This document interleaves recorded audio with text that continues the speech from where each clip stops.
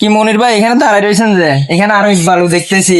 এখানে উদ্দেশ্য যে ইট বালু আনার কারণ উদ্দেশ্যে যে ফুটপানি পরে আমি ওই ছোট বাচ্চাদের জন্য জি। নুরানি মাদ্রাসা খুলবো। তো নুরানি মাদ্রাসা খুলতে হইলে এখানে মসজিদের সামনে দুইটা বাথরুম দরকার আছে, দুইটা প্রস্তাবনার দরকার আছে। ছোট ছোট বাচ্চারা আসবে, ওরা লেখাপড়া করবে, আমাদের থেকে ভালো লাগবে, আরো উৎসাহ দিবেন আপনারা।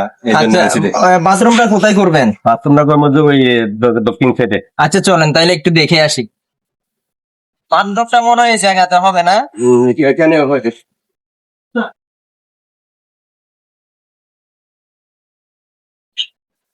দেখেন বন্ধুরা, বাথরুমের পরিবেশ কিন্তু বাথরুমের মতন নাই। তো সবাই দোয়া করবেন ভাইদের উদ্যোগে।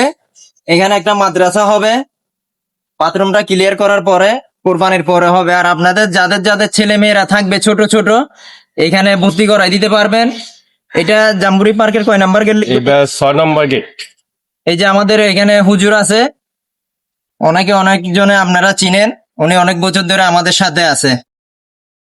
উদ্দেশ্য এটা করার উদ্দেশ্য হিসেবে ধরেন না, এখানে সাইজ দেখে ছোট ছোট বাচ্চারা আছে এই এলাকায়, আমাদের সুন্দর নুরানি মাদ্রাসা নাই।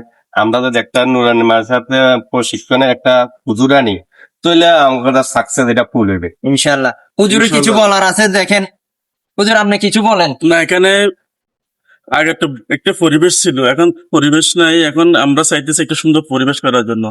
না, ভালো একটা বাথরুম নাই, তারপরে ভালো একটা পরিবেশ নাই। আমরা চাইতেছি একটা বাথরুম, তারপরে এবং প্রস্রাবখানা করার।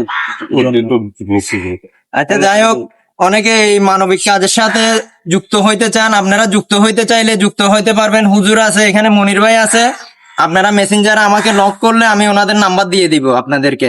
আপনারা সরাসরি ওনাদের সাথে, আমি এই ধরনের ভিডিও করি না, তবে মানবিক কাজের জন্য আমি এই ভিডিওটা করলাম। আসসালামু আলাইকুম।